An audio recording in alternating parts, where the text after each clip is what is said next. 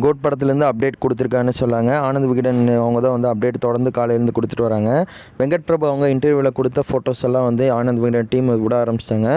அதில் வந்து பாட்டில் வந்துருக்கும் பாருங்கள், தளபதி விஜய், நம்ம அந்த குட்டி பையன், அப்புறம் நம்ம ஸ்னேகா மேம் 3 பேர் இருக்க மாதிரி ஃபோட்டோஸ் வந்துருக்குது. ஃபோட்டோஸ் பார்க்கும்போது நல்லா கலர்ஃபுல்லாக சூப்பராக இருக்குன்னு சொன்னாங்க. சாங்கில் பார்த்தவங்களுக்கு கண்டிப்பாக தெரிஞ்சிருக்கும்.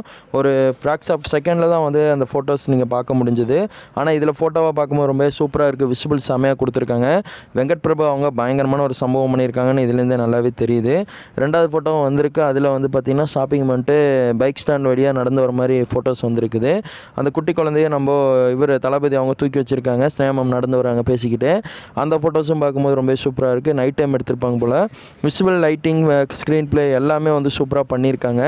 பார்க்கலாம் என்னென்ன விஷயம் படத்தில் வச்சுருக்கான்னு சொல்லி. இந்த படத்துக்கு நீங்கள் வெயிட் பண்ணுறீங்களா? எப்போ ட்ரைலர் வரும் நீங்கள் எதிர்பார்க்குறீங்க? உங்களோட கருத்தை வந்து கமெண்டில் போட்டு விடுங்க. தேங்க்யூ ஃபார் வாட்சிங் கைஸ்.